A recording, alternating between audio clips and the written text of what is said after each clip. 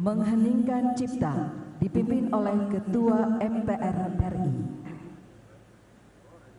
Saudara-saudara sekalian, marilah sejenak kita menundukkan kepala seraya berdoa kehadirat Allah Subhanahu wa Ta'ala, Tuhan yang Maha Kuasa.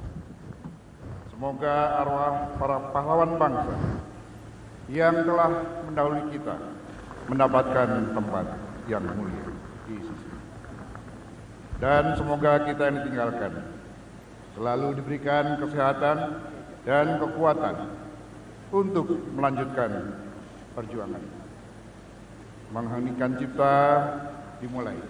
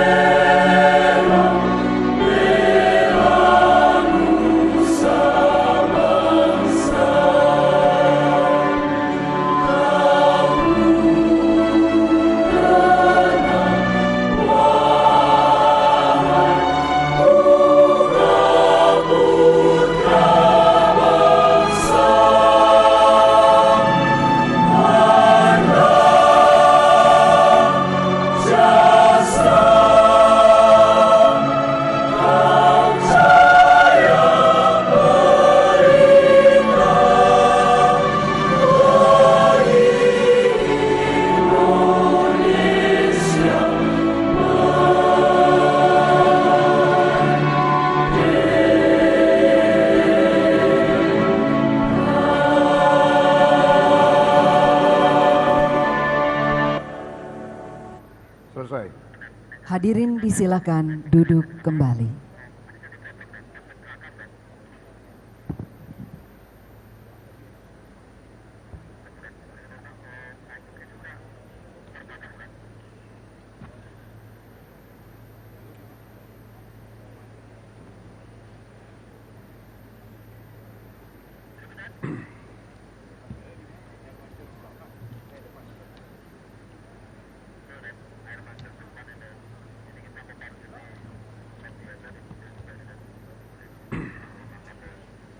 Bismillahirrahmanirrahim. Assalamualaikum warahmatullahi wabarakatuh. Selamat pagi, salam sejahtera untuk kita sekalian. Shalom, Om Swastiastu, Namo Buddhaya, salam kebajikan. Yang kita hormati bersama, Presiden Republik Indonesia, Bapak Insinyur Haji Joko Widodo, beserta Ibu Iriana Joko Widodo. Wakil Presiden Republik Indonesia, Bapak Profesor Dr. Kiai Haji Ma'ruf Amin beserta Ibu Wuri Ma'ruf Amin. Wakil Presiden Republik Indonesia ke-6, Bapak Jenderal TNI Purnawirawan Tri Sutrisno. Wakil Presiden Republik Indonesia ke-10 dan ke-12, Bapak Dr. Andes Haji Muhammad Yusuf Kalla. Wakil Presiden Republik Indonesia ke-11, Bapak Profesor Dr. Haji Budiono. Istri Wakil Presiden Republik Indonesia ke-9, Ibu Soraya Hamzahas. Yang kita banggakan, Ketua Dewan Perwakilan Rakyat, Ibu Dr. Honoris Causa Puan Maharani. Ketua Dewan Perwakilan Daerah, Bapak Insinyur Haji A.A. Lanyala Mahfud Mataliti. Ketua Badan Pemeriksa Keuangan, Ibu Dr. Insinyur Isma Yatun. Ketua Mahkamah Agung, Bapak Profesor Dr. Haji Muhammad Syarifuddin SH.MH. Ketua Mahkamah Konstitusi, Bapak Dr. Suhartoyo SH.MH. Ketua Komisi Yudisial, Bapak Profesor Amzulian Rifai SH, PSD. Para Wakil Ketua Majelis Permusyawaratan Rakyat, Dewan Perwakilan Rakyat, dan Dewan Perwakilan Daerah yang saya muliakan. Para pimpinan lembaga-lembaga negara dan yang teristimewa, Presiden terpilih hasil pemilihan umum tahun 2024, Bapak Jenderal TNI Purnawirawan Haji Prabowo Subianto.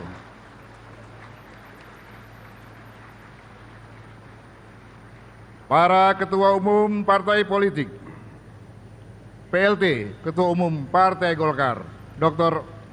Agus Gumiwang Kartasasmita. Boleh tepuk tangan. Pak Bahlil ada enggak? Yang saya hormati dan kita banggakan, Ketua Umum Partai Gerindra, Jenderal TNI Purnawirawan Haji Prabowo Subianto. Ketua Umum Partai Nasdem, Dr. Honoris Causa, Dr. Andes Haji Surya Paloh. Ketua Umum Partai Kebangkitan Bangsa, Dr. Honoris Causa, Dr. Andes Haji Abdul Muhaimin Iskandar. Ketua Umum Partai Demokrat, Kandidat Dr. Haji Agus Harimurti Yudhoyono. Presiden Partai Keadilan Sejahtera, Haji Ahmad Saiku. Ketua Umum Partai Amanat Nasional, Dr. Honoris Causa Haji Zulkifli Hasan, SEMM. PLT Ketua Umum Partai Persatuan Pembangunan, Haji Muhammad Mardiono. Para anggota MPR, DPR, dan DPD yang kami muliakan, yang mulia para duta besar negara sahabat, para menteri Kabinet Indonesia Maju, Panglima TNI dan Kapolri, para insan pers, media cetak dan elektronik, dalam dan luar negeri, para perwakilan teladan dari seluruh penjuru tanah air, para tamu undangan, serta teristimewa seluruh rakyat Indonesia yang berbahagia dimanapun Anda berada. Sidang majelis dan dewan, hadirin sekalian yang kami muliakan. Sesuai catatan daftar hadir yang disampaikan Sekretariat Jenderal, sampai saat ini telah hadir 528 anggota dari 711 anggota MPR, DPR, dan DPD. Dengan demikian, maka berdasarkan ketentuan pasal 66 ayat 5 Tata Tertib MPR dan pasal 281 ayat 1 Tata Tertib DPR serta pasal 256 ayat 5 Tata Tertib DPD, sidang telah memenuhi syarat untuk dibuka. Dengan mengucapkan Bismillahirrahmanirrahim, sidang tahunan MPR tahun 2024 dan sidang bersama DPR dan DPD tahun 2024 dengan agenda laporan kinerja lembaga-lembaga negara yang akan disampaikan oleh Presiden dan pidato kenegaraan Presiden dalam rangka memperingati hari ulang tahun ke-79 kemerdekaan Republik Indonesia kami buka dan dinyatakan terbuka untuk umum. Sidang majelis dan hadirin sekalian yang kami muliakan. Besok tanggal 17 Agustus 2024 kita akan merayakan sebuah momentum kesejahteraan yang maha penting, yaitu ulang tahun kemerdekaan Indonesia yang ke-79. Sebagai umat beragama, marilah kita songsong dan maknai hari yang sangat penting itu dengan berdoa dan mengucapkan rasa syukur yang mendalam atas segala rahmat dan karunia yang telah dianugerahkan Tuhan yang Maha Kuasa kepada bangsa kita. Kita meyakini bahwa kemerdekaan yang kita nikmati selain dari perjuangan kemerdekaan adalah atas rahmat Tuhan yang Maha Esa. Dirgahayu negara tercinta Republik Indonesia. Merdeka! Merdeka! Merdeka! Bunga kenanga kuncup terbuka, burung berkicau di atas batu. Sudah 70 tahun Indonesia merdeka. Mari wujudkan Nusantara baru, Indonesia maju. Buah durian dari Medan, makan di bawah pohon beringin di pinggir jalan. Selamat datang para tamu undangan dalam sidang tahunan. Saudara-saudara sidang majelis dan dewan, hadirin sekalian yang kami muliakan. Momentum peringatan ulang tahun kemerdekaan adalah wahana introspeksi dan mawas diri untuk meninjau kembali makna kemerdekaan dalam perjalanan kehidupan kebangsaan kita. Apakah dalam usaha menuju cita-cita bangsa itu kita telah bergerak maju signifikan atau justru mundur ke belakang? Cita-cita bangsa Indonesia sudah jelas sebagaimana dirumuskan dalam pembukaan Undang-Undang Dasar 1945, yakni melindungi bangsa dan segenap tumpah darah Indonesia, memajukan kesejahteraan umum, mencerdaskan kehidupan bangsa, dan ikut melaksanakan ketertiban dunia yang berdasarkan perdamaian abadi dan keadilan sosial. Landasan-landasannya pun telah kita tetapkan bersama. Pancasila sebagai landasan ideologis, landasan moralitas dan landasan kepribadian bangsa Indonesia. Pancasila seperti puisi yang menari lembut dalam setiap kata dan kalimatnya, merupakan pernyataan cinta yang tulus dan murni dari para pendiri bangsa untuk seluruh rakyat Indonesia. Ia bukan hanya sekedar 5 butir prinsip, tetapi merupakan sebuah komitmen yang mendalam, sebuah ikrar suci untuk menjaga dan merawat keberagaman serta persatuan kita. Sebagai landasan hukum dasar, sebagai norma dasar tata kehidupan negara dan masyarakat, kita memiliki Undang-Undang Dasar Negara Republik Indonesia tahun 1945.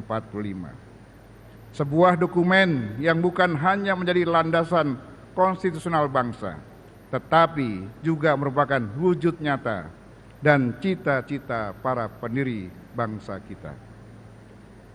Setiap pasal dan ayat dari Undang-Undang Dasar Negara Republik Indonesia tahun 1945, kita bisa merasakan getaran hati dan jiwa yang mendalam. Setiap kata adalah ungkapan kasih sayang dan dedikasi yang tulus dari para pendiri bangsa untuk merajut harapan bangsa yang lebih baik. Landasan-landasan ini sangat penting bagi setiap bangsa. Oleh karena landasan-landasan itu merupakan kebulatan pandangan hidup sekaligus cita-cita yang hendak diwujudkan dalam mencapai tujuan bernegara. Sidang majelis dan dewan, hadirin sekalian yang kami muliakan. Indonesia telah mencanangkan cita-cita besar melompat menjadi negara berpenghasilan tinggi setara dengan negara-negara maju pada tahun 2045. Cita-cita besar tersebut memerlukan komitmen kita bersama yang sudah dimulai oleh Presiden Joko Widodo dengan menetapkan 2 strategis prioritas menuju Indonesia Emas 2045, yakni melalui hilirisasi industri dan pengembangan sumber daya manusia. Proses pembangunan itu telah menciptakan jembatan yang menghubungkan setiap pulau, desa, dan masyarakat dengan harapan dan kesempatan yang baru.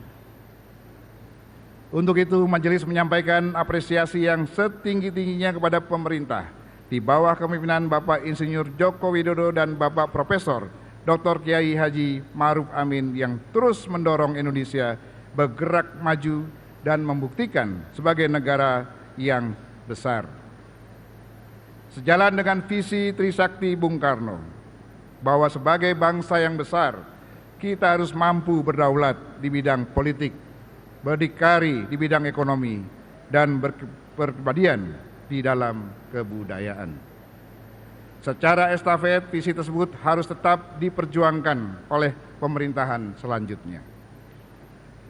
Kepada Presiden dan Wakil Presiden terpilih periode 2024-2029, Bapak Jenderal TNI Purnawirawan Haji Prabowo Subianto dan Bapak Gibran Rakabuming Raka BSC, selain ucapan selamat atas mandat yang diberikan oleh rakyat Indonesia, kami juga mengharapkan kesinambungan pembangunan nasional. Momentum tersebut perlu kita jaga dan pelihara bersama. Tugas ini tentu tidaklah ringan, karena tantangan akan terus datang, baik dari dalam maupun dari luar. Dari Kertanegara ke Istana, melalui perjuangan yang tiada tara, semoga visi misi Prabowo Gibran terlaksana untuk Indonesia Emas 2045. Pergi ke Solo makan soto, pulangnya ke Senayan. Selamat kepada Bapak Prabowo Subianto menjadi Presiden Republik Indonesia ke-8. Tepuk tangan untuk Pak Prabowo.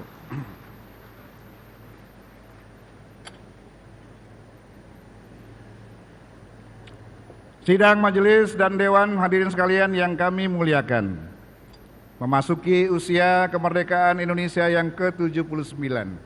Tentunya tantangan ke depan semakin banyak dan perlu kita sikapi bersama. Untuk itu, keadilan sosial sebagai nilai fundamental Pancasila harus melandasi semua kebijakan dan perilaku, sekali lagi, perilaku penyelenggara negara, baik dalam bidang politik, ekonomi, hukum, maupun keamanan dan sosial budaya. Masih banyak pekerjaan rumah kita ke depan. Pemerataan dan keadilan yang belum sepenuhnya dapat kita rasakan atau dirasakan oleh seluruh elemen masyarakat dari Sabang hingga Merauke. Sayup-sayup masih kita mendengarkan aspirasi rakyat yang menyuarakan kerinduan akan kedamaian, keadilan, dan kesejahteraan. Mereka mendambakan sebuah negara yang tidak hanya berkembang dari segi ekonomi, tetapi juga dalam aspek moralitas dan integritas. Rakyat kita mengharapkan agar pemerintah dapat menghadirkan kebijakan yang memperhatikan kesejahteraan seluruh lapisan masyarakat, termasuk mereka yang berada di garis depan perjuangan melawan kemiskinan dan ketidakadilan. Rakyat mendambakan sistem hukum dan pemerintahan yang benar-benar adil, inklusif, di mana setiap individu, kelompok dan golongan mendapatkan kesetaraan hak dan kewajiban tanpa diskriminasi. Meningkatnya populasi penduduk dunia khususnya di Indonesia akan membutuhkan daya dukung bahkan pangan yang besar. Pada saat bersamaan sektor pertanian sebagai penopang ketahanan pangan justru menghadapi beragam tekanan. Mulai dari makin sempitnya lahan pertanian, stagnasi produksi, meningkatnya frekuensi hama dan penyakit tumbuhan, makin mahalnya biaya produksi, serta ancaman perubahan iklim. Untuk menghindari resiko krisis pangan di masa yang akan datang, kita perlu menyiapkan strategi besar untuk menciptakan kedaulatan pangan Indonesia, bukan sekedar ketahanan pangan yang acap kali mengandalkan import bahan-bahan pangan dari luar negeri. Kemajuan teknologi, khususnya teknologi informasi, juga diharapkan menjadi solusi bagi berbagai persoalan yang kita hadapi saat ini. Digitalisasi layanan dari perdagangan, jasa keuangan hingga pemerintahan berkembang semakin cepat dalam 1 dekade terakhir. Namun digitalisasi yang berkembang pesat juga meninggalkan persoalan lain, yakni melebarnya ketimpangan digital terutama di Indonesia bagian timur. Ketahanan keamanan cyber di Indonesia juga masih perlu peningkatan. Ini terkait juga dengan kasus peretasan data nasional yang mengisyaratkan urgensi ketersediaan lembaga pemerintah yang berfokus pada keamanan cyber, termasuk peraturan hukumnya. Indonesia menurut National Cyber Security Index masih menempati posisi kelima di Asia Tenggara dalam hal keamanan cyber. Kita juga telah sama-sama mengetahui dunia telah memasuki era Internet of Military Things atau Internet of Battlefielding, di mana operasi militer semakin dapat dikendalikan dari jarak yang sangat jauh dengan lebih cepat, tepat, dan akurat. Untuk itu sudah saatnya Indonesia segera mempersiapkan pembentukan Matra keempat Tentara Nasional Indonesia dengan menghadirkan Angkatan Cyber. Kehadiran untuk memperkuat 3 matra yang sudah ada, yaitu Angkatan Darat, Angkatan Laut, dan Angkatan Udara. Ini penting mengingat posisi geopolitik Indonesia masih sangat rawan lantaran berhadapan langsung dengan trisula negara persemakmuran Inggris, yaitu Malaysia, Singapura, dan Australia yang tergabung dalam Five Power Defense Arrangement bersama Selandia Baru dan Britania Raya. Dan si lain juga berada dalam arena pertarungan geopolitik Rusia, Tiongkok, dan Amerika. Di bidang energi, Indonesia telah berkomitmen secara bertahap menekan emisi gas kaca dengan mengurangi porsi penggunaan energi fosil dan mulai beralih pada energi baru terbarukan. Transisi energi ini merupakan pekerjaan besar yang membutuhkan investasi sangat besar dan tidak akan tuntas hanya dalam 3 sampai 5 tahun. Strategi hilirisasi industri sudah memberikan hasil positif berupa nilai investasi pada industri pengolahan mineral yang meningkat pesat. Nilai ekspor nikel juga tumbuh sangat tinggi, yang membuat Indonesia menjadi negara penghasil terbesar nomor 1, penghasil nikel terbesar nomor 1 di dunia. Di usia yang 79, Indonesia juga menyambut babak baru dalam membangun ibu kota Nusantara, IKN, menjadi simbol harapan dan tekad kita bersama untuk masa depan.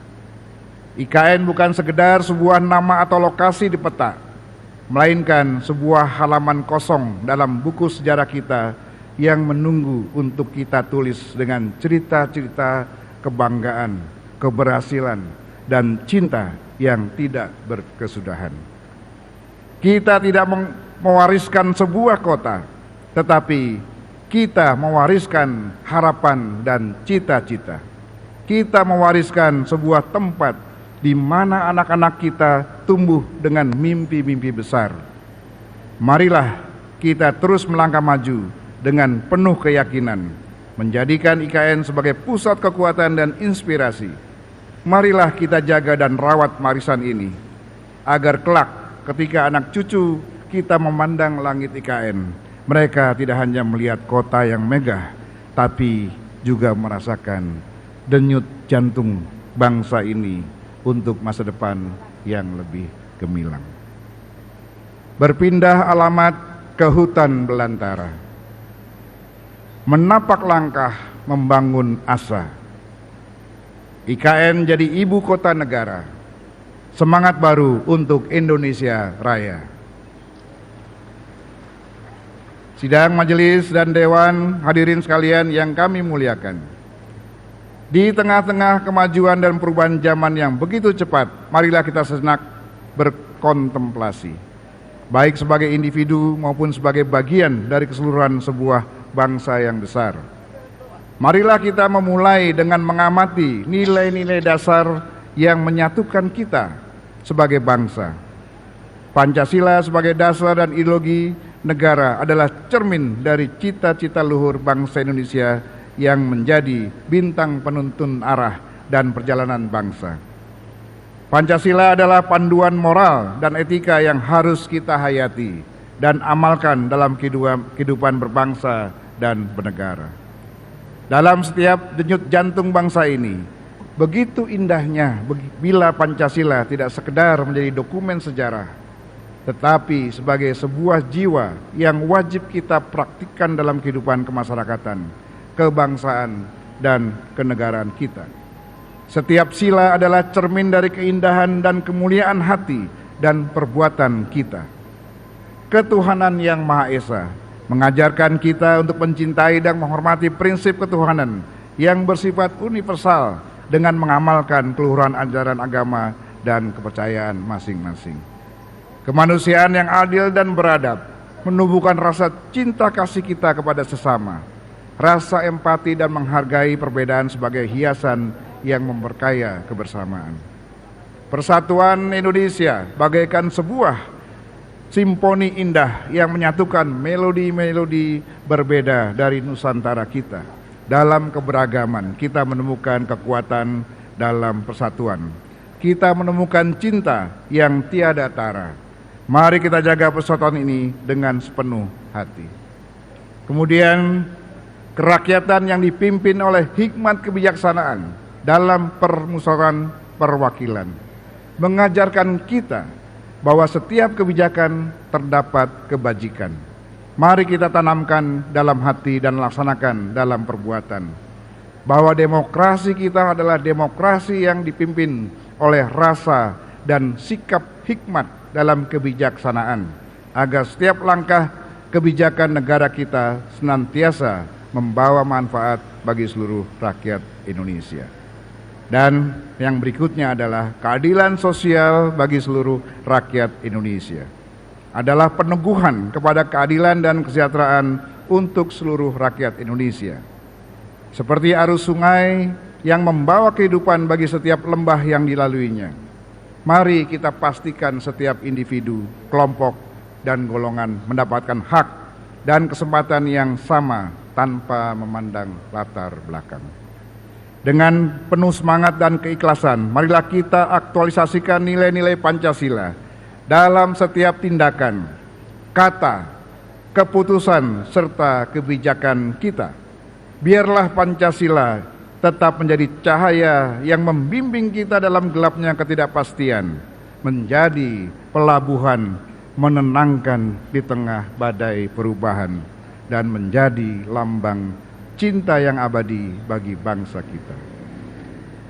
Ini adalah saat yang tepat untuk mengingatkan diri kita semua akan tanggung jawab kemanusiaan, kemasyarakatan, dan kebangsaan kita.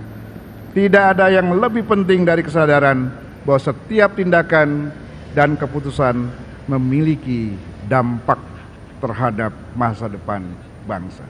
Sekali lagi, memiliki dampak terhadap masa depan bangsa.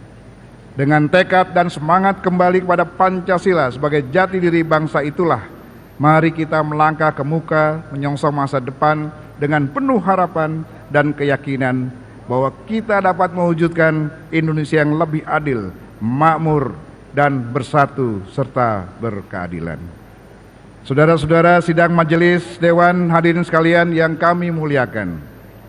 Dalam sejarah perjalanan bangsa, MPR telah menjadi pilar utama yang mengarahkan kebijakan negara dan membuktikan bahwa setiap langkah kebangsaan dalam berbangsa dan bernegara sesuai dengan prinsip-prinsip konstitusi. Konstitusi adalah peta jalan bangsa, sebuah dokumen hidup yang menjadi pegangan dari setiap aspek kehidupan bernegara. Tugas utama MPR adalah menjaga nilai-nilai yang terkandung dalam konstitusi tetap relevan dengan dinamika zaman. Sebagai rumah kebangsaan, pengamal ideologi Pancasila dan kedaulatan rakyat, MPR menjadi representasi kebangsaan yang menjalankan mandat konstitusional guna menjembatani berbagai arus perubahan, pemikiran, aspirasi masyarakat dan daerah. Di tengah dinamika zaman, peran MPR menjadi sangat krusial. MPR adalah lembaga yang menjaga harmoni Pancasila dan Undang-Undang Dasar Negara Republik Indonesia tahun 1945. MPR adalah forum permusyawaratan yang menyatukan suara rakyat dan memastikan bahwa setiap keputusan yang diambil mencerminkan kepentingan bersama. Asistensi MPR menjadi ruang aktualisasi sekaligus untuk memastikan aspirasi dan kepentingan rakyat secara umum terakomodir dalam proses pelaksanaan kebijakan-kebijakan nasional. Jalinan konstitusional tersebut memerlukan sebuah haluan negara untuk memastikan bahwa visi berbangsa dan bernegara tetap terarah dan konsisten dengan nilai-nilai Pancasila dan Undang-Undang Dasar Negara Republik Indonesia tahun 1945. Jalinan antara Pancasila yang berisi nilai-nilai falsafah, Undang-Undang Dasar Negara Republik Indonesia tahun 1945 yang mengandung hukum dasar tertulis dan haluan negara adalah jantung dari praktik kehidupan berbangsa dan bernegara kita. Haluan negara merupakan guidance principle untuk menjalankan pembangunan nasional dan penyelenggaraan pemerintah Indonesia yang berkelanjutan. Ide dasar menghadirkan kembali haluan negara merupakan wujud kepedulian MPR dalam rangka mempercepat terwujudnya masyarakat Indonesia yang sejahtera, adil, makmur pada tahun 2045. Mari kita semua dengan penuh kesadaran dan komitmen menjaga dan merawat jalinan antara Pancasila, Undang-Undang Dasar Negara Republik Indonesia tahun 1945 dan haluan negara. Marilah kita biarkan cahaya Pancasila menerangi jalan kita. Nadi Undang-Undang Dasar Negara Republik Indonesia tahun 1945 menjadi keseimbangan. Dan haluan negara adalah jembatan menuju masa depan untuk menggenggam erat cita-cita luhur yang telah ditetapkan dan menjadikannya sebagai api yang terus membakar semangat kita. Setiap kebijakan, setiap program yang kita jalankan adalah cermin dari tekad kita untuk menjaga keutuhan dan kedaulatan bangsa, serta mengantarkan rakyat menuju kesejahteraan yang merata. Dengan mengucapkan Bismillahirrahmanirrahim, kami sampaikan pada forum yang mulia ini bahwa MPR telah menyusun rancangan pokok-pokok haluan negara tersebut yang akan disampaikan dalam sidang akhir masa jabatan MPR RI periode 2019-2024 untuk menjadi rekomendasi pembahasan dan putusan bagi MPR Republik Indonesia periode berikutnya. Insya Allah dengan adanya pokok-pokok haluan negara akan menghasilkan penataan dan pengaturan kembali penyelenggaraan negara yang harmonis, demokratis dan berkualitas, karena pokok-pokok haluan negara akan menjadi pokok panduan bagi seluruh penyelenggara negara. Dengan haluan negara sebagai kompas kita, Indonesia akan terus maju, menggapai bintang-bintang dan menyongsong hari esok dengan penuh keyakinan dan kebanggaan. Saudara-saudara sekalian, Bapak Presiden yang saya hormati, sidang majelis dan dewan hadirin semua yang kami muliakan. Sebagai perwujudan dari fungsi-fungsi utama MPR dalam rangka mengemban representasi rakyat dan bentuk dari penjelmaan seluruh rakyat Indonesia, pimpinan MPR telah melaksanakan silaturahmi kebangsaan, melakukan dialog konstruktif kebangsaan kepada tokoh-tokoh nasional dan bapak bangsa guna memperoleh pandangan dan saran serta pertimbangan untuk kemajuan bangsa Indonesia.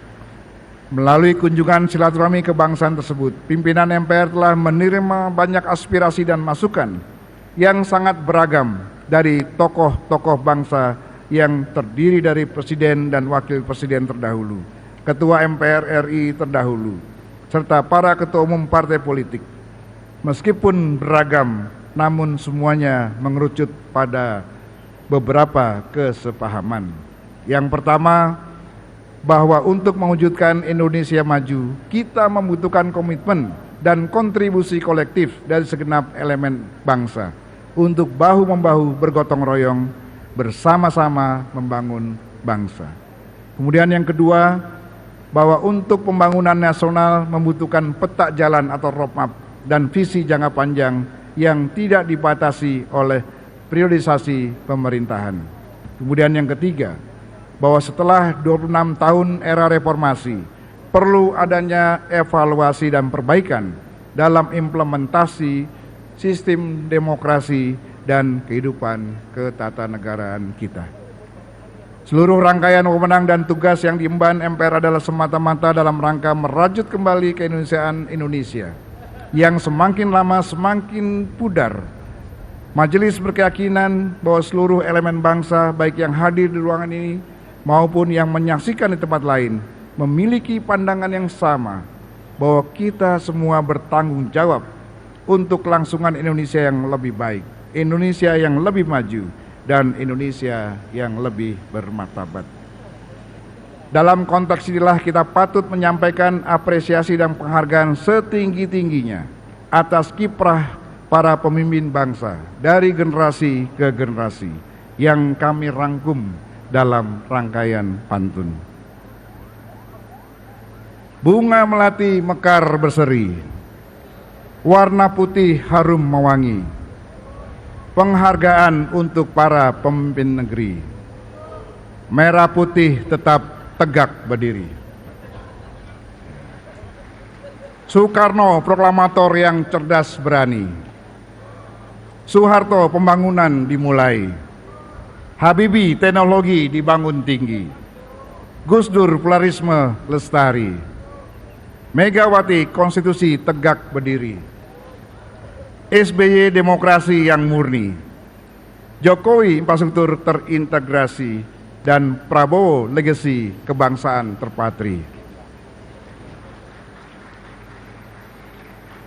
Sidang majelis dan dewan hadirin sekalian yang kami muliakan, sebelum kita mendengarkan laporan kerja lembaga-lembaga negara yang akan disampaikan oleh Presiden sekaligus pidato kenegaraan Presiden dalam rangka memperingati hari ulang tahun ke-79 Republik Indonesia, perlu kami sampaikan bahwa sesuai dengan kesepakatan setelah tahun lalu sidang bersama DPR dan DPD dipimpin oleh Ketua DPD, maka pada sidang bersama DPR dan DPD tahun ini akan dipimpin oleh Ketua DPR.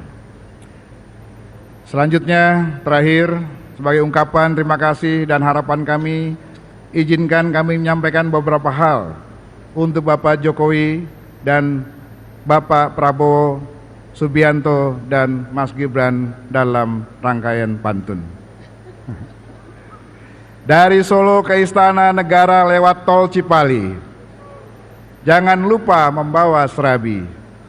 Terima kasih untuk Pak Jokowi. Langkahmu akan dilanjutkan Pak Prabowo dalam membangun negeri. Ini untuk Pak Prabowo. Terbang tinggi burung merpati, hinggap lama di pohon mahoni. Kami titip NKRI agar rakyat hidup nyaman dalam harmoni. Kupu-kupu terbang kumbang bersama kumbang, hinggap di dahan pohon beringin yang rindang. Para calon menteri tak perlu bimbang, berbaik-baiklah ke presiden sekarang dan yang akan datang. Burung merpati terbang di atas sawah, purnama datang dari negeri sebelah. Koalisi calon kepala daerah masih bisa berubah. Kotak kosong jangan sampai membuat kita terbelah. Demikianlah pidato pengantar sidang tahunan MPR Republik Indonesia tahun 2024. Semoga Allah Subhanahu wa Ta'ala, Tuhan yang Maha Kuasa, senantiasa melimpahkan rahmat dan hidayahnya kepada kita semua. Fa innama al usri yusra, innama al usri yusra. Sesungguhnya di dalam setiap kesempitan terdapat kelapangan, dan di dalam setiap persoalan selalu ada jalan keluar.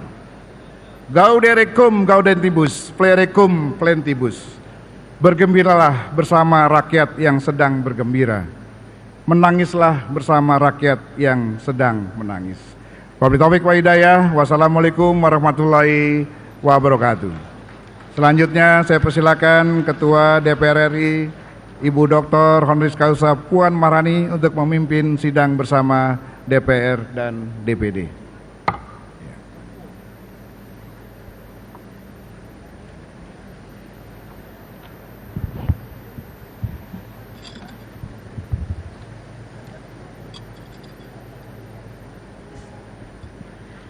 Terima kasih kami sampaikan kepada Ketua MPR RI, palu sidang telah kami terima dan sidang kami lanjutkan. Assalamualaikum warahmatullahi wabarakatuh. Salam sejahtera untuk kita semua. Om Swastiastu, Namo Buddhaya, salam kebajikan. Yang kami hormati Presiden Republik Indonesia, Bapak Insinyur Haji Joko Widodo, beserta Ibu Iriana Joko Widodo. Yang kami hormati Wakil Presiden Republik Indonesia, Bapak Profesor Dr. Kiai Haji Ma'ruf Amin, beserta Ibu Wuri Ma'ruf Amin. Yang kami hormati Wakil Presiden Republik Indonesia ke-6, Bapak Jenderal TNI Purnawirawan Tri Sutrisno. Yang kami hormati Wakil Presiden Republik Indonesia ke-10 dan ke-12, Bapak Dr. Andes Haji Muhammad Yusuf Kalla. Yang kami hormati Ibu Soraya, istri dari Bapak almarhum Hamzahas. Yang kami hormati Ketua Majelis Permusyawaratan Rakyat Republik Indonesia, Bapak Dr. Haji Bambang Susatyo. Yang kami hormati Ketua Dewan Perwakilan Daerah Republik Indonesia, Bapak Insinyur Haji A.A. Lanyala Mahmud Mataliti. Yang kami hormati Ketua Badan Pemeriksa Keuangan Republik Indonesia, Ibu Dr. Insinyur Ismayatun. Yang kami hormati Ketua Mahkamah Agung Republik Indonesia, Bapak Profesor Dr. Haji Muhammad Syarifuddin SH. Yang kami hormati Ketua Mahkamah Konstitusi Republik Indonesia, Bapak Dr. Suhartoyo. Yang kami hormati Ketua Komisi Yudisial Republik Indonesia, Bapak Profesor Amzulian Rifai. Yang kami hormati para Wakil Ketua Majelis Permusyawaratan Rakyat Indonesia, para Wakil Ketua Dewan Perwakilan Rakyat Indonesia dan Dewan Perwakilan Daerah Republik Indonesia, para pimpinan lembaga negara. Dan yang kami hormati PLT Ketua Umum Partai Golongan Karya, Dr. Bapak Agus Gumiwang Kartasasmita. Yang kami hormati Ketua Umum Partai Gerindra, Bapak Jenderal TNI Purnawirawan Haji Prabowo Subianto. Yang kami hormati Ketua Umum Partai Kebangkitan Bangsa, Bapak Dr. Honoris Causa Dr. Andes Haji Abdul Muhaimin Iskandar. Yang kami hormati Ketua Umum Partai Demokrat, Bapak Haji Agus Harimurti Yudhoyono. Yang kami hormati Presiden Partai Keadilan Sejahtera, Bapak Haji Ahmad Saiku.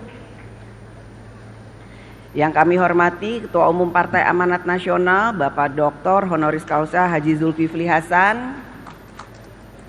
Yang kami hormati para anggota MPR RI, DPR RI, dan DPD RI, yang mulia para duta besar negara sahabat, para Menteri Kabinet Indonesia Maju, Panglima TNI, Kapolri, dan Jaksa Agung, para perwakilan teladan dari seluruh Indonesia, para insan pers, media cetak dan elektronik, para undangan yang berbahagia, serta seluruh rakyat Indonesia yang kami muliakan.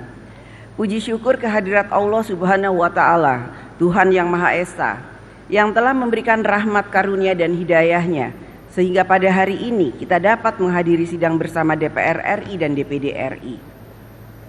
Pada awal tahun ini, kita, bangsa dan negara Indonesia, telah melaksanakan agenda nasional yang penting dan strategis yang akan menentukan jalannya penyelenggaraan pemerintahan negara 5 tahun ke depan, yaitu pemilihan umum untuk memilih presiden dan wakil presiden, serta memilih anggota legislatif DPR RI, DPRD Provinsi, dan DPRD Kabupaten Kota, serta pemilihan anggota DPD. Kita ucapkan selamat kepada Bapak Prabowo Subianto dan Bapak Gibran Rakabuming Raka sebagai Presiden dan Wakil Presiden terpilih. Pelaksanaan pemilu bagi rakyat adalah pesta demokrasi. Rakyat dianggap menjadi penting.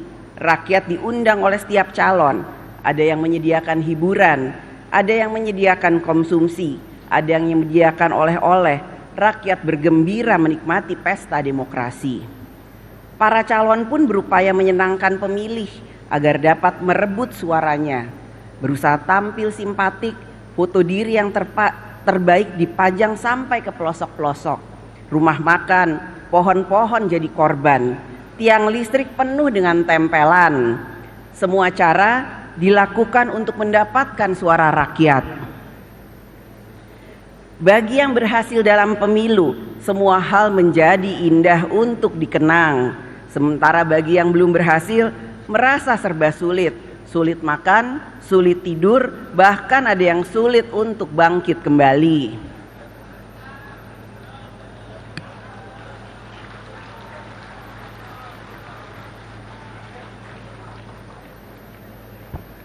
Itulah potret pemilu tahun 2024. Haruslah menjadi kritik dan otokritik bagi kita semua. Pemilu 2024 telah berakhir. Rakyat telah menggunakan hak kedaulatannya dan memberikan pilihannya.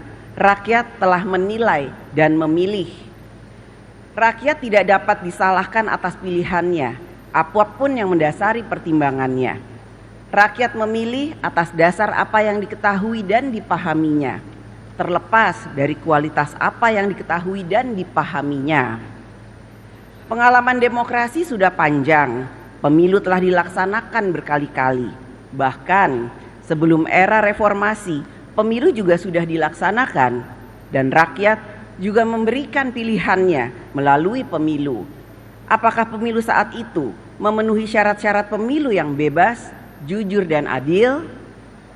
Silakan dijawab. Pemilu yang berkualitas tidak dapat hanya dilihat dari partisipasi rakyat dalam memilih, akan tetapi harus dilihat dan dinilai juga dari kebebasan rakyat untuk memilih, yaitu apakah rakyat dapat memilih dengan bebas, jujur, adil, tanpa paksaan, tanpa dikendalikan, dan tanpa rasa takut.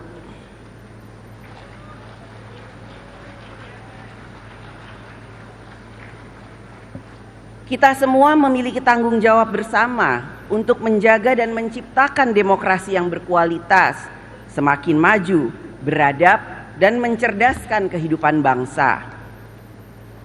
Menang kalah selalu ada dalam pemilu, karenanya kita dituntut untuk memiliki etika politik, siap kalah dan siap menang.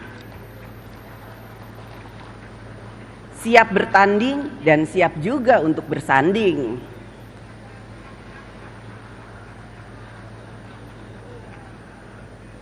Etika politik yang sama juga menuntut pemilu dilaksanakan dengan memberikan kebebasan kepada rakyat untuk menjalankan kedaulatannya.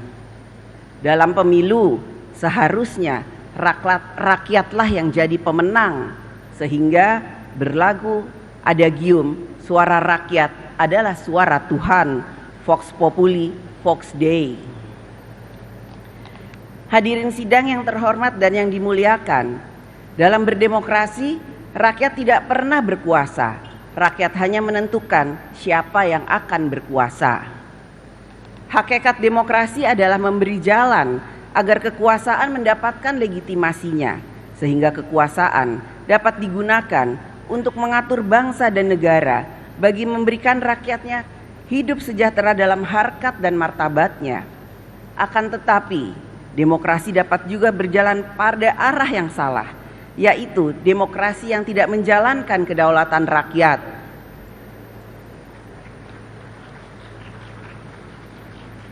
Konstitusi kita telah meletakkan prinsip dasar berdemokrasi, yaitu bahwa kedaulatan berada di tangan rakyat, bahwa Indonesia adalah negara hukum, segala warga negara bersamaan kedudukannya di dalam hukum. Konstitusi kita telah mengatur bagaimana kedaulatan rakyat harus dijalankan secara kolektif dengan prinsip check and balances pada cabang-cabang kekuasaan negara eksekutif, legislatif, dan yudikatif. Keseimbangan kekuasaan antar cabang-cabang kekuasaan negara eksekutif, legislatif, dan yudikatif dapat berjalan dengan baik apabila politik berbangsa dan bernegara berlangsung secara demokratis, yaitu demokrasi kerakyatan yang dipimpin oleh hikmat kebijaksanaan dalam permusyawaratan perwakilan. Hikmat kebijaksanaan adalah suatu kesadaran akan pentingnya nilai-nilai dalam berbangsa dan bernegara, sehingga politik berbangsa dan bernegara dijalankan dengan menjunjung nilai-nilai yang beradab, bermartabat, beretika, sehingga perjuangan politik memiliki makna membangun peradaban. Suatu prinsip yang dikatakan Soekarno dalam pidato 1 Juni 1945, yaitu bahwa demokrasi kita adalah permusyawaratan yang memberi hidup, yang mampu mendatangkan kesejahteraan sosial bagi seluruh rakyat Indonesia. Negara Indonesia bukan satu negara untuk satu orang, bukan satu negara untuk satu golongan, akan tetapi kita mendirikan negara semua buat semua, satu buat semua, semua buat satu. All for one, one for all. Seorang negarawan akan memikirkan masa depan negara yang harus lebih baik, sedangkan politisi akan memikirkan masa depan hasil pemilu yang harus lebih baik. Visi tanpa kekuasaan menjadi sia-sia, kekuasaan tanpa visi menjadi sewenang-wenang. Oleh karena itu, untuk menjalankan praktek politik kekuasaan dalam sistem pemerintahan presidensial dengan keseimbangan cabang-cabang kekuasaan, maka kita membutuhkan negarawan yang politisi dan politisi yang negarawan.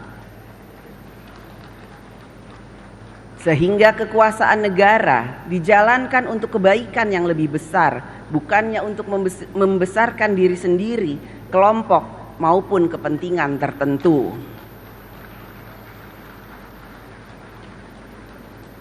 Demokrasi juga memberikan ruang kepada rakyat ikut melakukan fungsi kontrol sosial, baik melalui media massa, media elektronik, media sosial, kerja-kerja LSM, pemikiran-pemikiran akademisi, kerja-kerja ormas dan lain sebagainya, yang bertujuan agar kekuasaan yang berasal dari rakyat digunakan sungguh-sungguh untuk kepentingan rakyat.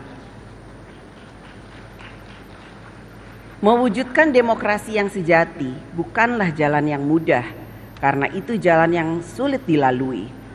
Bukan saja kita terhenti sejenak, tetapi kita tidak boleh mundur karena tujuan kita mulia, tujuan sejak negara ini didirikan, yaitu Indonesia untuk semua yang merdeka, bersatu, berdaulat, adil dan makmur.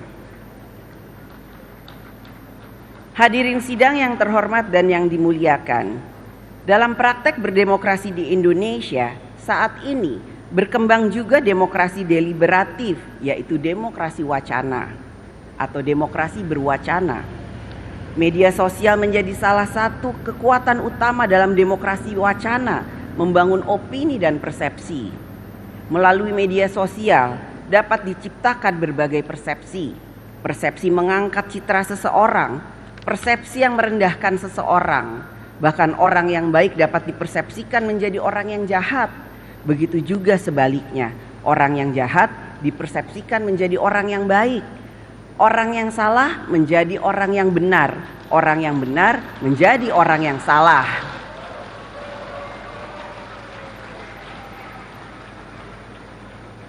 Demokrasi wacana bukanlah kebebasan tak terbatas. Batas dari hak setiap warga negara di dalam negara demokratis adalah menjamin hak warga negara yang lain sama pentingnya.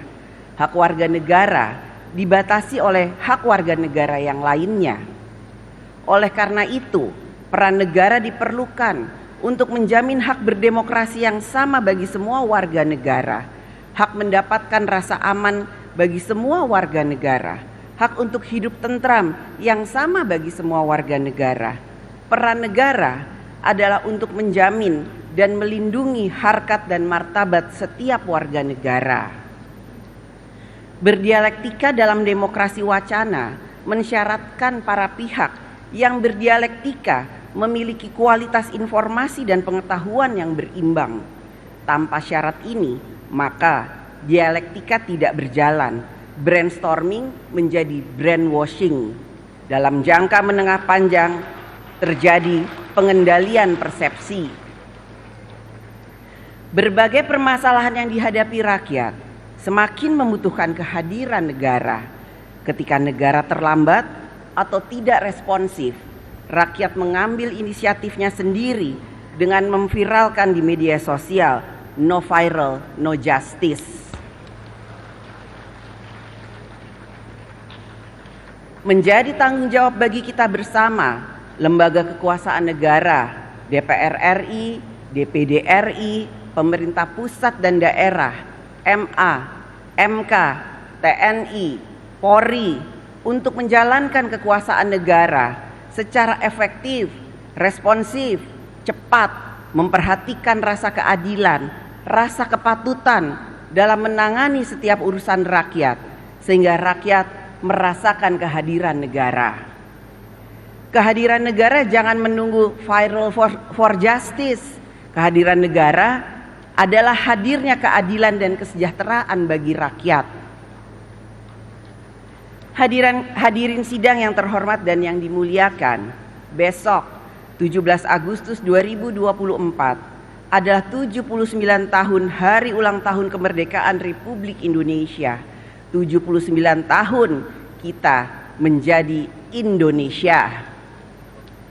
Menjadi Indonesia berarti kita bertekad dan bekerja untuk memiliki suatu bangsa dan negara yang berkarakter Indonesia. Sudah 79 tahun bangsa dan negara ini membangun di berbagai bidang, politik, hankam, sosial, ekonomi, budaya, religi, hak asasi manusia, lingkungan hidup dan lain sebagainya.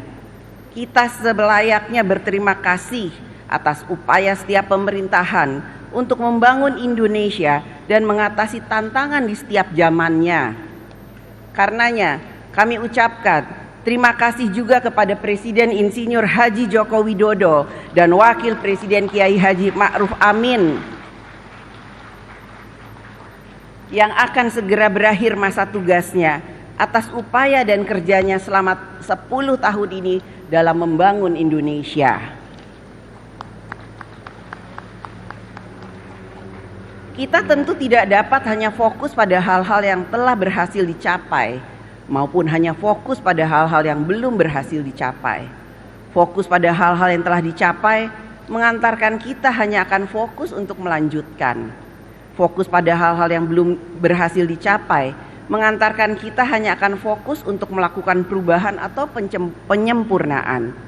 Jadi, di antara yang akan melanjutkan dan yang akan melakukan perubahan atau penyempurnaan masih terdapat pengaruh utamaan yang lain, yaitu progresif, yang berarti maju berkembang dan berkembang untuk maju.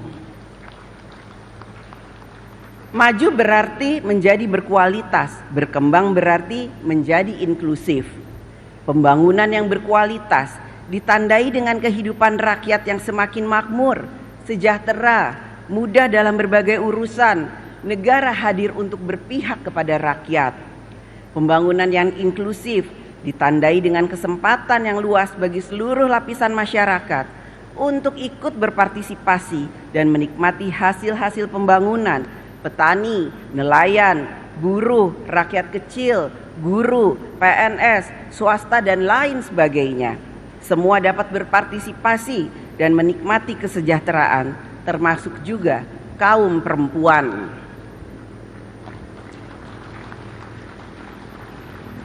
Pembangunan yang inklusif juga memberikan ruang bagi perempuan dalam pembangunan. Keikutsertaan perempuan bukanlah sebagai bentuk afirmatif, akan tetapi sebagai bentuk kesadaran kita bersama bahwa peran laki-laki dan perempuan setara kedudukannya dalam membangun bangsa dan negara. Saat ini masih banyak ditemukan cara pikir yang seperti ini. The happiness of man is I will. The happiness of woman is he wills. Seolah-olah hanya ada his story, tidak ada her story.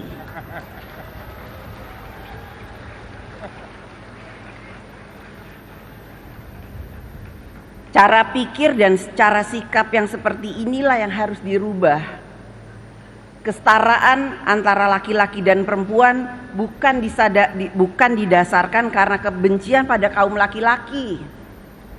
Akan tetapi atas kesadaran bahwa harkat dan martabat manusia sama, baik laki-laki maupun perempuan, baik kulit putih maupun kulit hitam, baik rambut lurus maupun rambut keriting, harkat dan martabat manusia adalah sama.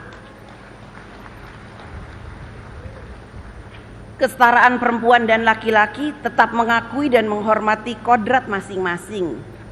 Tidak mungkin atas nama kesetaraan perempuan menggunakan pakaian laki-laki dan laki-laki menggunakan pakaian perempuan.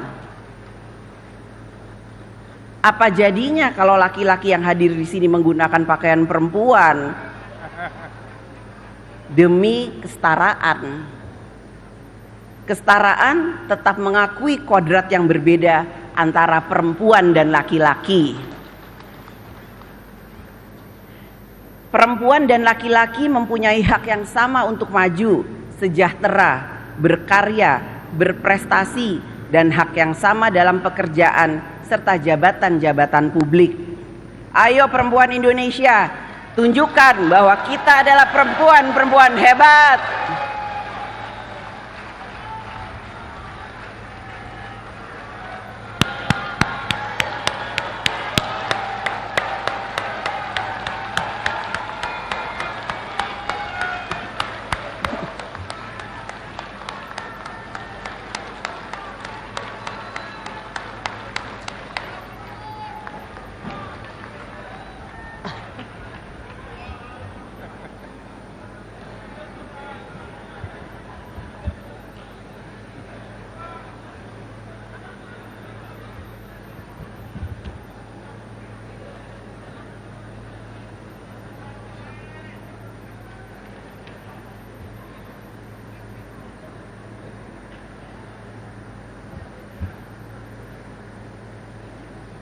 Hadirin sidang yang terhormat dan yang dimuliakan, pembangunan nasional ke depan memiliki sejumlah agenda strategis.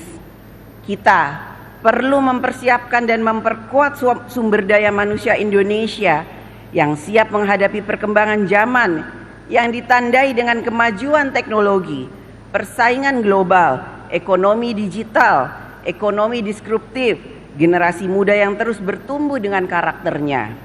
Sumber daya manusia Indonesia yang tangguh akan menjadi penggerak kemajuan Indonesia. Ke depan, kita juga harus memiliki pilar perekonomian nasional yang semakin kuat. Hilirisasi tidak hanya terbatas pada mineral, hilirisasi pertanian, perikanan, perkebunan, dan lain sebagainya. Sehingga perekonomian nasional semakin berkualitas dan inklusif. Kita harus dapat menyelesaikan masalah-masalah struktural dalam membangun kedaulatan pangan, mengatasi ketimpangan sosial, dan penciptaan lapangan kerja, sehingga derajat hidup rakyat semakin sejahtera dan dimudahkan. Pemerataan pembangunan di daerah harus dapat semakin cepat dilakukan. Politik anggaran semakin diarahkan memperkuat kemampuan daerah dalam membangun. Tidak akan ada kemajuan Indonesia tanpa kemajuan daerah yang berkualitas dan inklusif. Kita juga harus melakukan pembangunan karakter bangsa, nation and character building. Dengan nation dan karakter building, maka akan memperkuat cara pikir, cara kerja, dan cara hidup bangsa yang memberikan self-respect kepada bangsa sendiri, memberikan self-confidence kepada diri bangsa sendiri, dan memberikan kesanggupan untuk mandiri. Agenda strategis ke depan lainnya adalah pembangunan ibu kota Nusantara.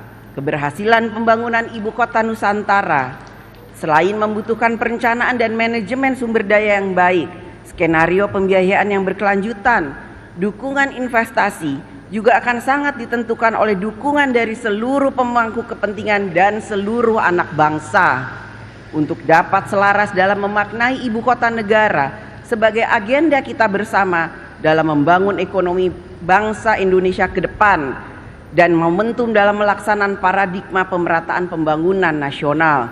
Saatnya diperlukan kecermatan bagi para pemangku kepentingan dalam menetapkan prioritas, mengelola sumber pendanaan, serta kepemimpinan birokrasi yang handal agar tercapainya tujuan pembangunan nasional ke depan.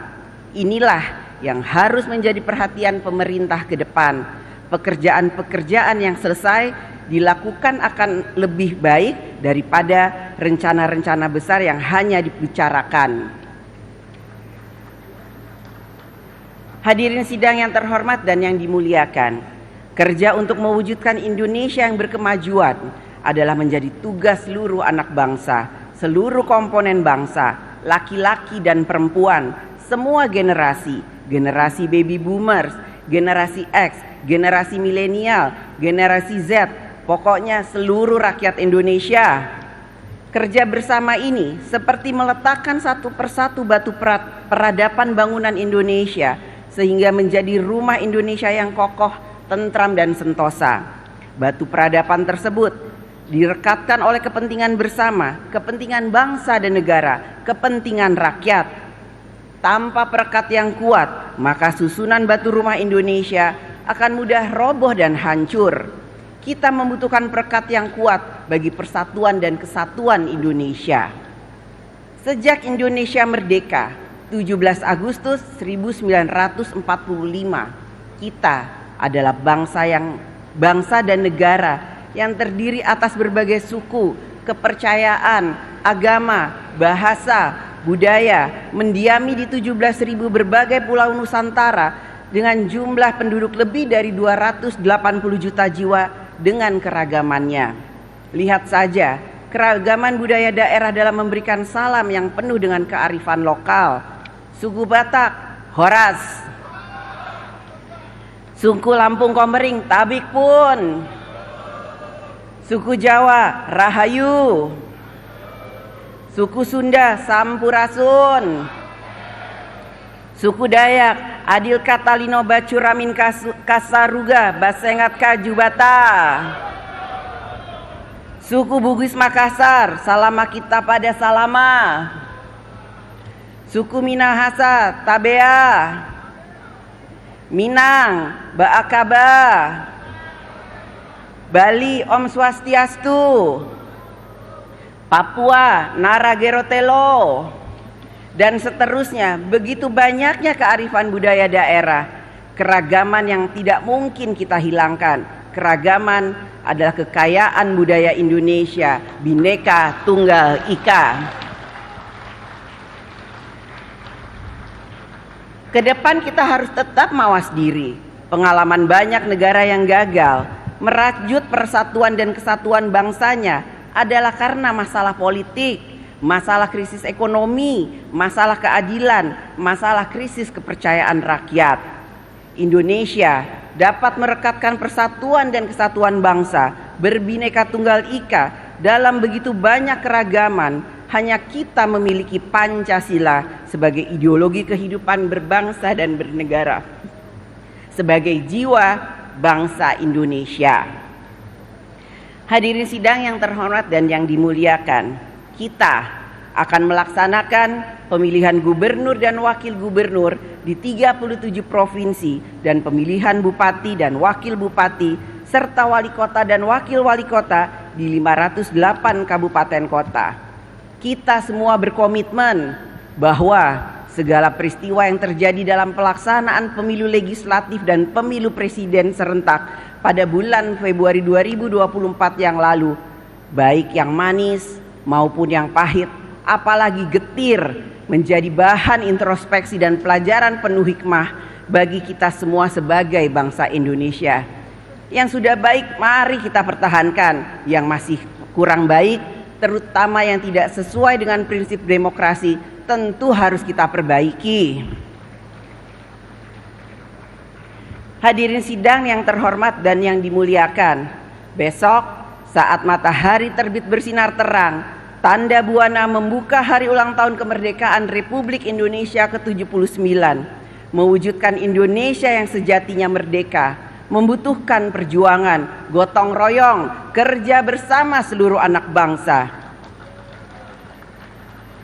Boleh saja kita berbeda pandangan politik, berbeda partai politik, apalagi berbeda apa yang disuka dan yang tidak disuka. Tetapi kita harus selalu ingat bahwa ada yang lebih penting dari semua perbedaan-perbedaan tersebut, yaitu adalah bagaimana kita dapat merawat dan menjaga kesatuan dan persatuan Indonesia. Kita tidak pernah tahu takdir bangsa dan negara Indonesia. Kita hanya dapat berusaha dan berjuang sampai takdir mengungkapkan dirinya. Kita juga tidak perlu menjadi luar biasa untuk memulai. Yang terpenting adalah kita harus memulai untuk menjadikan Indonesia luar biasa. Selamat ulang tahun yang ke-79, Dirgahayu Republik Indonesia Merdeka! Semoga Allah Subhanahu wa Ta'ala, Tuhan yang Maha Esa, senantiasa memberikan rahmat dan bimbingannya bagi kita semua.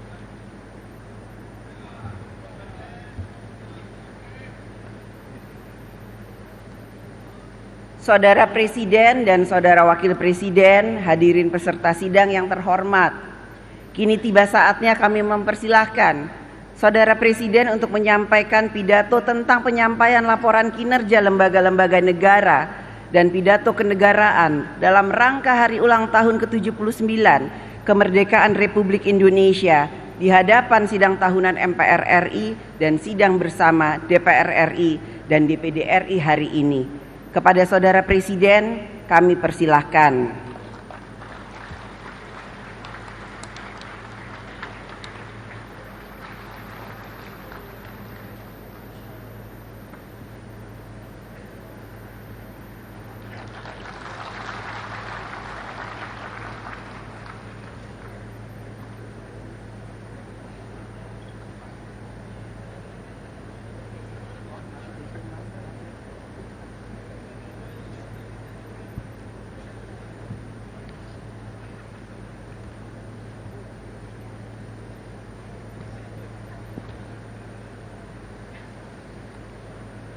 Bismillahirrahmanirrahim. Assalamualaikum warahmatullahi wabarakatuh.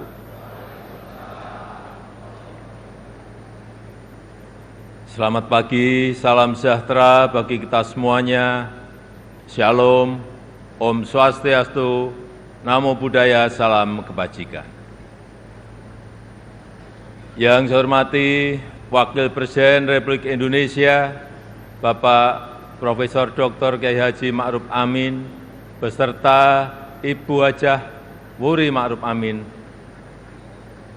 Yang saya hormati Ketua, para Wakil Ketua, dan para anggota Majelis Permusyawaratan Rakyat Republik Indonesia. Yang saya hormati Ketua, para Wakil Ketua, dan para anggota Dewan Perwakilan Rakyat Republik Indonesia. Yang saya hormati Ketua, para Wakil Ketua, dan para anggota Dewan Perwakilan Daerah Republik Indonesia. Yang saya hormati Ketua, para Wakil Ketua, dan para anggota lembaga-lembaga negara. Yang saya hormati Bapak Jenderal TNI Purnawirawan Tri Sutrisno, yang saya hormati Bapak Haji Muhammad Yusuf Kalla, yang saya hormati Ibu Soraya Hamsahas, yang saya hormati Yang mulia para duta besar negara-negara sahabat dan para pimpinan perwakilan badan dan organisasi internasional, yang saya hormati para Menteri Kabinet Indonesia Maju, Jaksa Agung, Panglima TNI, Kapolri, dan Kabin. Yang saya hormati para Ketua Umum Partai Politik, Bapak Ibu, Saudara-saudara sebangsa dan setanah air, para hadirin dan undangan yang saya muliakan. Tahun ini genap 10 tahun saya menjabat sebagai Presiden Republik Indonesia.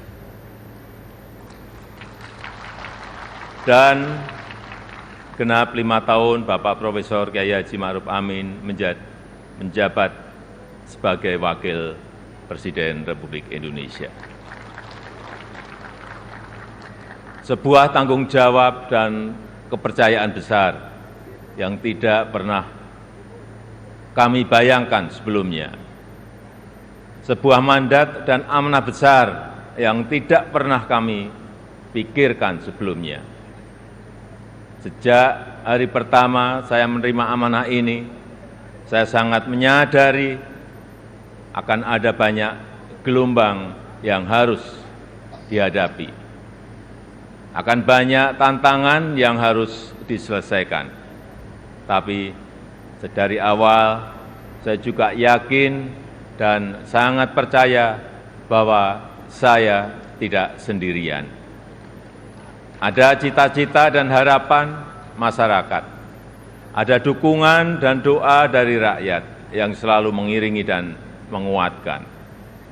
Senyum, sapa, dan doa Bapak Ibu dan saudara-saudara sebangsa setanah air semua adalah sumber kekuatan saya, dan hari ini 16 Agustus 2024 di momen terakhir saya dan Profesor Kyai Haji Ma'ruf Amin berdiri di sini. Izinkan kami menyampaikan terima kasih yang tulus, terima kasih yang sebesar-besarnya kepada Bapak Ibu semua, kepada seluruh rakyat Indonesia dimanapun berada, yang selama 10 tahun ini telah dengan kuat bersama-sama melintasi tantangan demi tantangan, menapaki langkah demi langkah, dan menghadapi terjadinya perubahan demi perubahan. Sehingga kita sebagai sebuah bangsa yang besar bisa sampai pada titik ini. Titik yang bisa menjadi titik lontar untuk menggapai kemajuan bersama di masa yang akan datang. Alhamdulillah, selama 10 tahun ini kita telah mampu membangun sebuah fondasi dan peradaban baru dengan pembangunan yang Indonesia sentris. Membangun dari pinggiran, membangun dari desa, membangun dari daerah terluar, sehingga sampai saat ini kita telah membangun 366.000 km jalan desa, 1,9 juta meter jembatan desa, 2.700 km jalan tol baru, 6.000 km jalan nasional, 50 pelabuhan dan bandara baru, serta 43 bendungan baru dan 1,1 juta hektar jaringan irigasi baru. Sehingga kita berhasil menurunkan biaya logistik dari sebelumnya 24% menjadi 14% di tahun 2023. Sehingga kita bisa meningkatkan daya saing dari sebelumnya peringkat 44 menjadi peringkat 27 di tahun 2024. Sehingga kita mampu memperkuat persatuan kita karena akses yang lebih merata dan berkeadilan. Selain itu, ketangguhan kita sebagai sebuah bangsa juga terbukti dari daya tahan kita dalam menghadapi pandemi COVID-19, dalam menghadapi perubahan iklim, dan dalam menghadapi geopolitik dunia yang semakin memanas. Patut kita syukuri, alhamdulillah, Indonesia merupakan satu dari sedikit negara yang mampu pulih lebih cepat, bahkan terus bertumbuh. Pertumbuhan ekonomi kita terjaga di kisaran 5%, walau banyak negara tidak tumbuh, bahkan melambat. Wilayah Indonesia Timur seperti Papua dan Maluku justru mampu tumbuh di atas 6%, dan Maluku Utara mampu tumbuh di atas 20%. Inflasi juga terkendali di kisaran 2–3%, saat banyak negara mengalami kenaikan yang luar biasa, bahkan ada yang mencapai lebih dari 200%. Angka kemiskinan ekstrem mampu kita turunkan dari sebelumnya 6,1% menjadi 0,8% di tahun 2024. Angka stunting juga mampu kita kurangi dari sebelumnya 37% menjadi 21,5% di tahun 2023. Dan tingkat pengangguran juga mampu kita tekan dari sebelumnya 5,7% menjadi 4,8% di tahun 2024. Upaya perlindungan bagi masyarakat ekonomi bawah juga telah memberi manfaat luas bagi masyarakat. 361 triliun rupiah anggaran Kartu Indonesia Sehat selama 10 tahun ini telah digunakan untuk membiayai layanan kesehatan lebih dari 92 juta peserta JKN per tahunnya, mulai dari usia dini sampai lansia yang tersebar di seluruh Indonesia.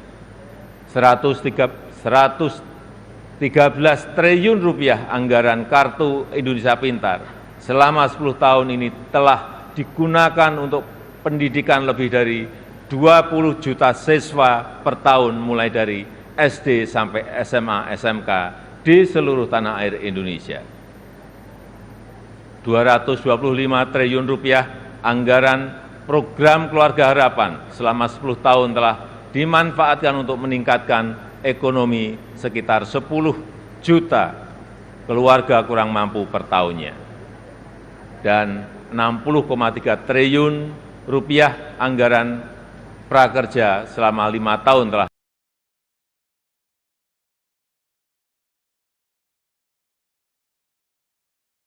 di seluruh tanah air.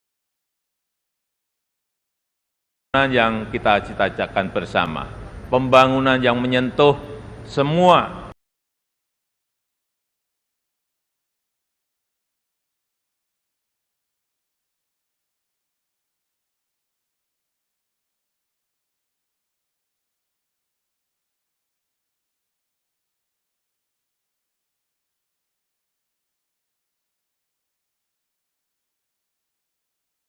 dengan tidak lagi mengekspor bahan mentah, tapi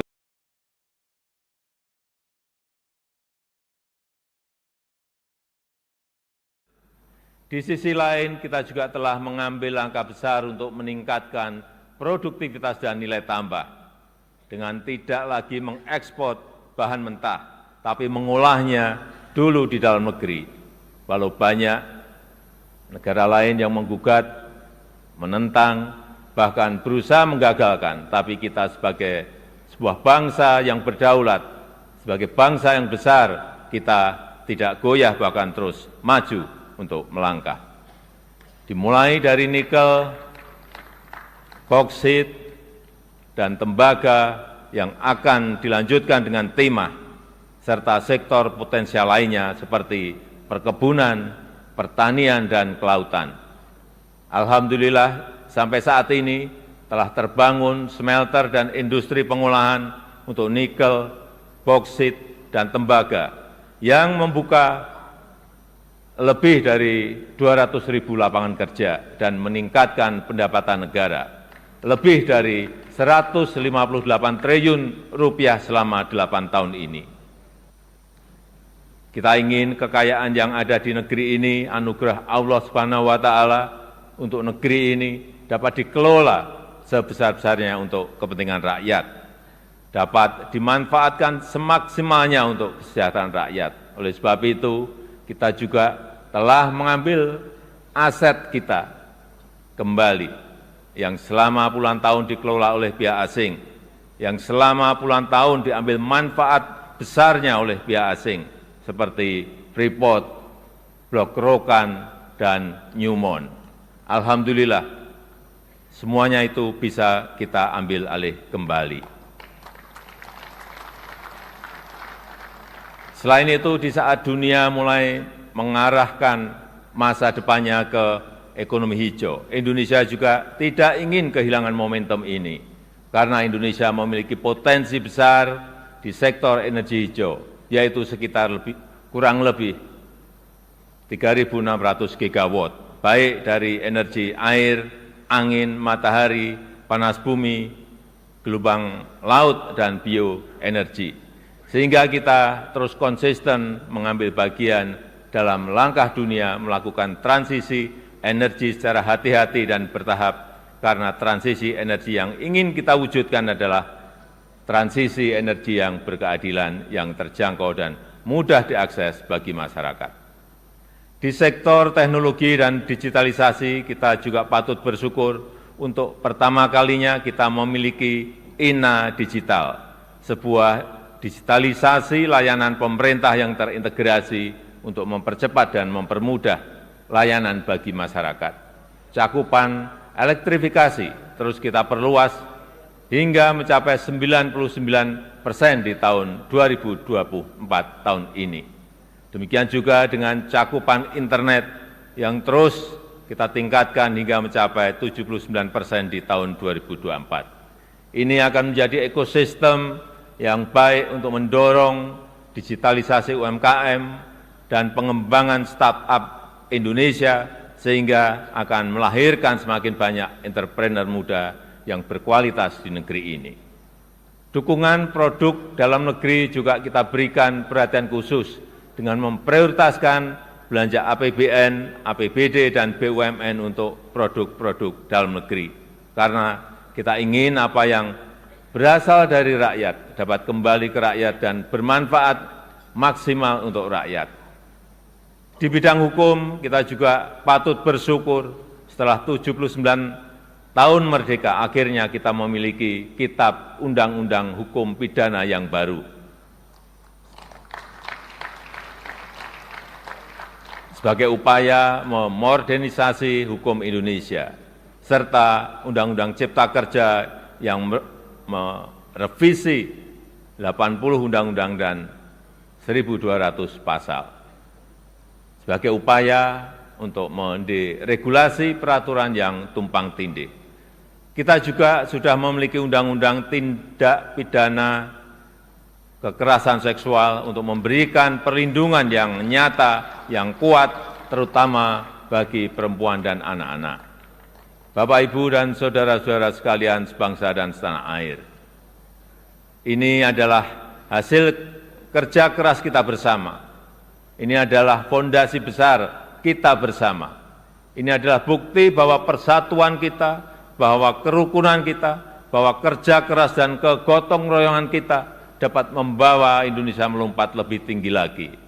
Oleh sebab itu, saya sangat menghargai, sangat mengapresiasi dukungan dan kerjasama seluruh lembaga negara dalam menopang lompatan kemajuan Indonesia. Mulai dari MPR RI yang telah berperan aktif memperkokoh ideologi negara, memperdalam rencana penyusunan pokok-pokok haluan negara dan menjaga silaturahmi antar tokoh-tokoh bangsa. DPR RI yang telah menjalankan fungsi legislasi, menjalankan fungsi penganggaran dan pengawasan, merumuskan RAPBN 2025 untuk suksesi transisi pemerintahan dan menyelesaikan banyak undang-undang strategis, seperti Undang-Undang Ibu Kota Negara, Undang-Undang Daerah Khusus Jakarta, Undang-Undang Informasi dan Transaksi Elektronik, Undang-Undang Aparatur Sipil Negara, dan Undang-Undang Kesejahteraan Ibu dan Anak. DPD RI yang terus mengawal kemandirian daerah otonom, menginisiasi inisiatif rancangan legislasi, melakukan pengawasan pelaksanaan undang-undang dan perda, serta memberi perhatian khusus terkait agraria dan pangan. Begitu juga dengan BPKRI yang telah mengawasi penggunaan anggaran negara serta memperkokoh kepercayaan dan kepemimpinan Indonesia di dunia internasional melalui keaktifannya dalam organisasi dan forum-forum internasional. MKRI yang telah menangani lebih dari 202 perkara pengujian undang-undang dan mengadili sengketa pemilu, serta Mahkamah Agung RI beserta lembaga peradilan di bawahnya yang mengadili dan melakukan penguatan restoratif justice untuk menyelaraskan kepentingan korban dan pertanggungjawaban terdakwa tanpa melalui pemidanaan. Dan Komisi Yudisial RI yang telah berperan aktif mewujudkan hakim berintegritas dan berkualitas guna meningkatkan kepercayaan dan kepuasan masyarakat terhadap institusi kehakiman di negara kita.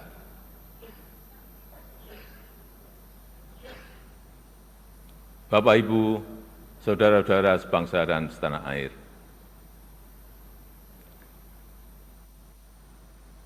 10 tahun bukanlah waktu yang cukup panjang untuk mengurai semua permasalahan bangsa.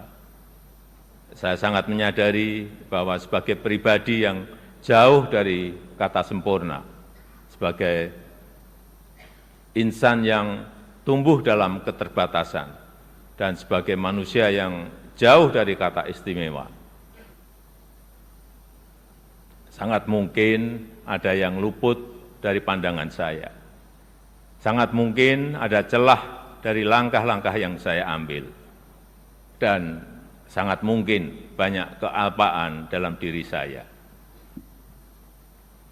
Oleh sebab itu, di penghujung masa jabatan ini, izinkan saya menyampaikan suara nurani terdalam kepada Bapak, Ibu, dan saudara-saudara sebangsa setanah air, kepada seluruh rakyat Indonesia, tidak terkecuali satupun. Saya dan Profesor Kiai Haji Ma'ruf Amin mohon maaf untuk setiap hati yang mungkin kecewa, untuk setiap harapan yang mungkin belum bisa terwujud, untuk setiap cita-cita yang mungkin belum bisa tergapai. Sekali lagi kami mohon maaf.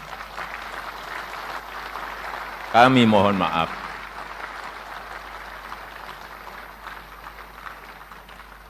Ini adalah yang terbaik yang bisa kami upayakan bagi rakyat Indonesia, bagi bangsa dan negara Indonesia. Saya tahu bahwa hasil yang kita capai pada saat ini belum sepenuhnya tuntas mencapai hasil akhir. Belum sepenuhnya sesuai dengan harapan dan keinginan Bapak Ibu semua. Namun saya yakin dan percaya dengan persatuan dan kerjasama kita, dengan keberlanjutan yang terjaga, Indonesia sebagai negara yang kuat dan berdaulat akan mampu melompat dan menggapai cita-cita Indonesia Emas di tahun 2045.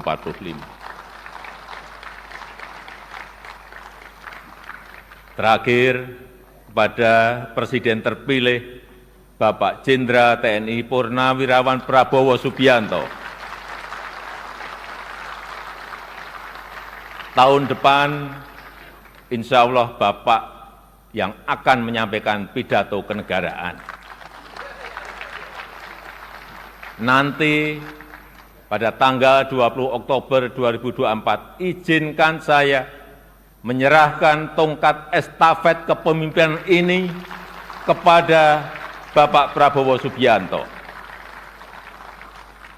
Izinkan saya juga menyerahkan semua harapan dan cita-cita masyarakat Indonesia dari Sabang sampai Merauke, dari Miangas sampai Pelorote, dari pinggiran, dari daerah terluar, dari desa dan dari pusat-pusat kota kepada Bapak.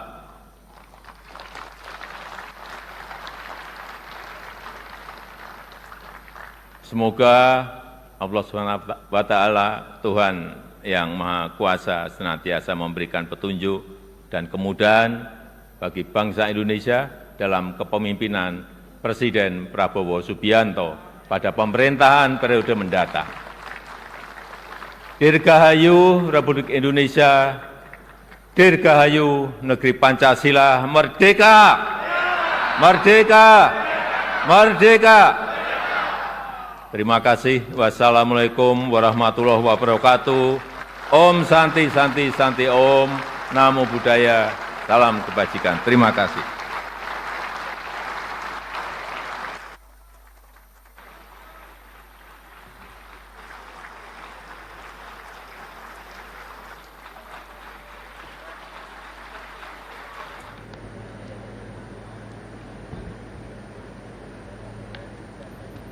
Saudara Presiden dan Saudara Wakil Presiden, hadirin peserta sidang yang kami muliakan, terima kasih kepada Saudara Presiden Republik Indonesia yang telah menyampaikan pidato tentang penyampaian laporan kinerja lembaga-lembaga negara sekaligus pidato kenegaraan dalam rangka hari ulang tahun ke-79 kemerdekaan Republik Indonesia.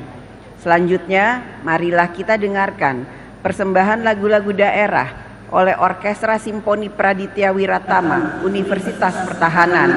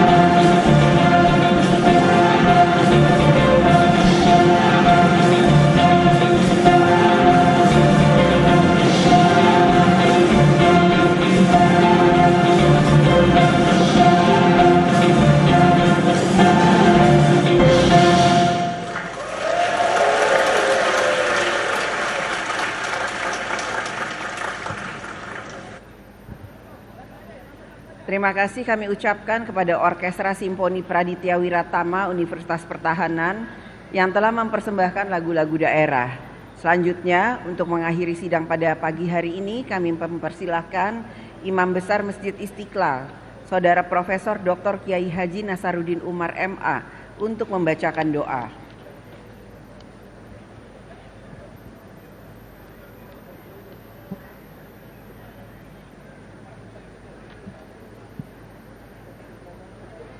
Bismillahirrahmanirrahim. Assalamualaikum warahmatullahi wabarakatuh. Selamat pagi, salam sejahtera untuk kita semuanya. Salam, Om Swastiastu, Namo Buddhaya, salam kebajikan. Bismillahirrahmanirrahim. Alhamdulillahirabbil alamin. Hamdan syakirin. Hamdan na'imin, hamdan yuwafi ni'amahu wa yukafi mazidah. Ya Rabbana lakal hamdu kama yanbaghi li jalali wajhikal karim wa 'azim sultanik. Allahumma salli wa sallim alaihi. Ya Allah, ya Tuhan kami, puji syukur kami panjatkan kehadirat-Mu karena pada pagi hari ini kami kembali melaksanakan sidang tahunan MPR dan sidang bersama DPR, DPD dalam rangka memperingati Hari Ulang Tahun Republik Indonesia yang ke-79 serta sidang RAPBN tahun 2020. Tiada lain harapan kami semua kecuali Engkau memberkahi pertemuan yang amat bersejarah bagi bangsa kami. Semoga momen sidang tahunan kali ini menghasilkan berbagai pikiran cemerlang yang bermuara pada terwujudnya harapan dan cita-cita luhur bangsa kami.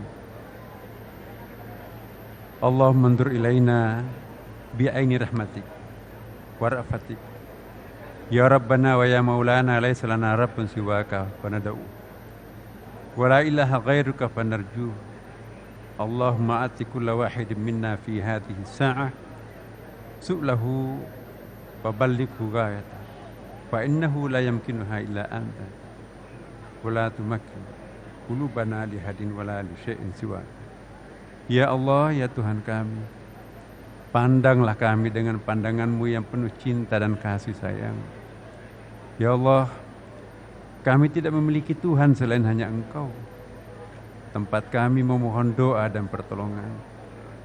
Ya Allah, ya Tuhan kami, kabulkanlah permohonan setiap hamba-Mu yang hadir di sini atau yang mengikuti acara ini. Semua permohonan kami adalah kebutuhan hidup kami. Tidak ada yang mampu melakukan semua itu kecuali hanya Engkau. Jangan Engkau biarkan hati kami dimiliki oleh siapapun atau apapun selain hanya Engkau. Allah mansur ibadakal mutlumina wal mustadabina fil ard fi kulli zaman wa makan, musliman aw ghair muslim, sahibadinin aw ghair sahibidin. Allahumma innahum ibaduk wa innaka adatna alla tarud dal madlumin. Allahumma la tukhrijna min hadzal makani illa bidambin maghfur wa amalin maqbul wa du'ain maqbul. Wa'alif ala mahabbatika qulubana wa wahhid suhufana wa yahsir umurana wa ashrah sudurana wa qdi hawaijana fid dini wad dunya wal akhirah ya hafidal ardi was sama. Ya Allah, bantulah siapapun hamba-Mu yang terdalimi dan yang lemah di muka bumi ini, baik yang muslim maupun non muslim, yang taat beragama maupun yang tidak. Karena sesungguhnya mereka adalah hamba-Mu, hamba ciptaan-Mu juga.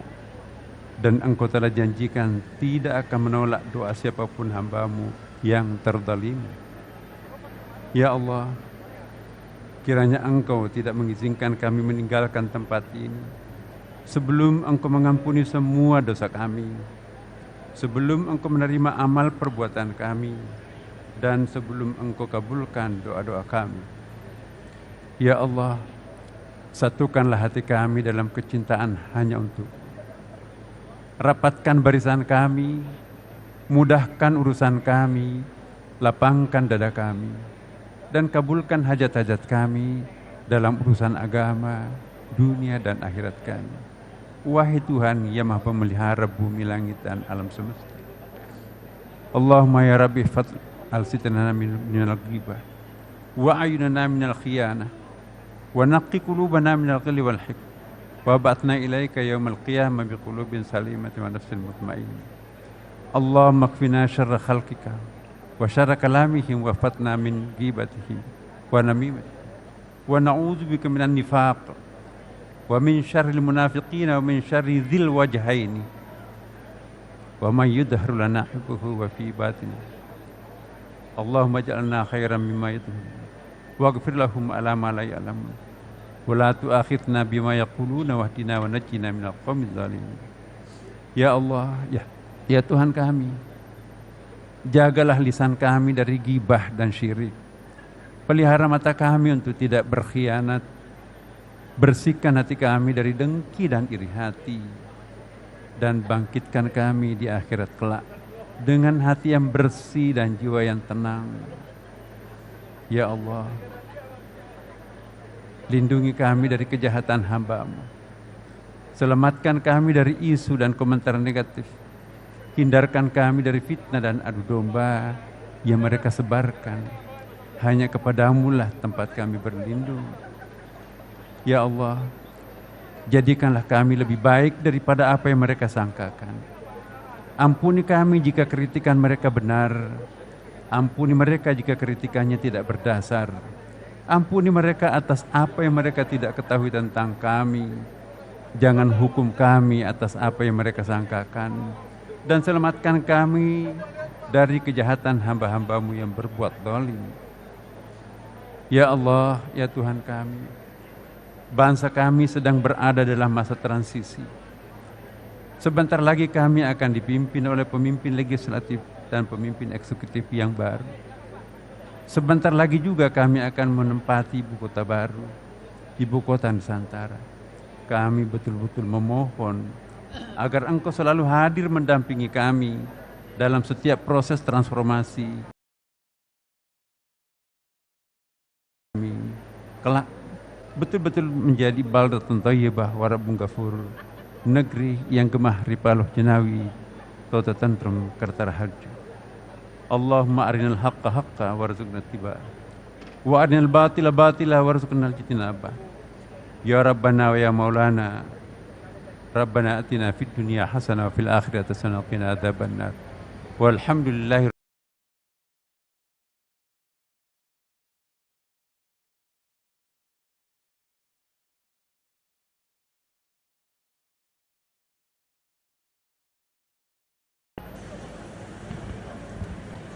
Terima kasih saya sampaikan kepada Saudara Profesor Dr. Kiai Haji Nasaruddin Umar.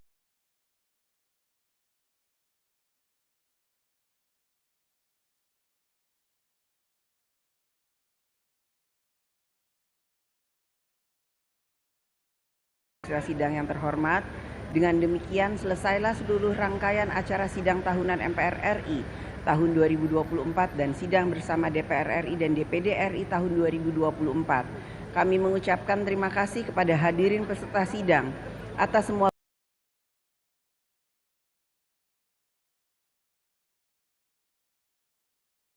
MPR RI tahun 2024 dan sidang bersama DPR RI dan DPD RI tahun 2024. Kami mengucapkan terima kasih kepada hadirin peserta sidang atas semua perhatian yang telah diberikan sehingga sidang ini dapat berlangsung dengan tertib dan lancar. Izinkan kami menutup sidang ini dengan ucapan Dirgahayu Republik Indonesia. Wassalamualaikum warahmatullahi wabarakatuh. Om Santi, Santi, Santi Om, Namo Buddhaya, salam kebajikan.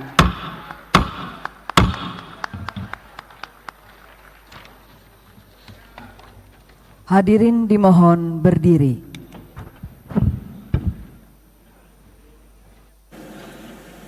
Lagu Kebangsaan Indonesia Raya.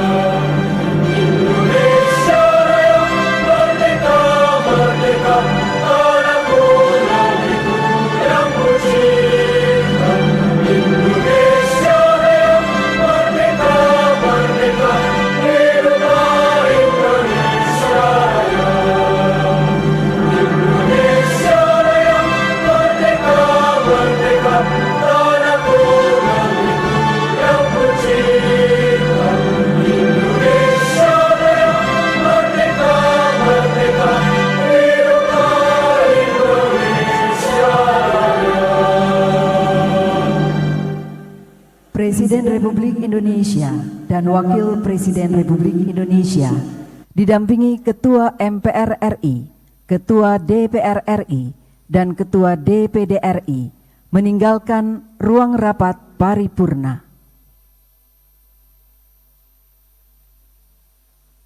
Thank you.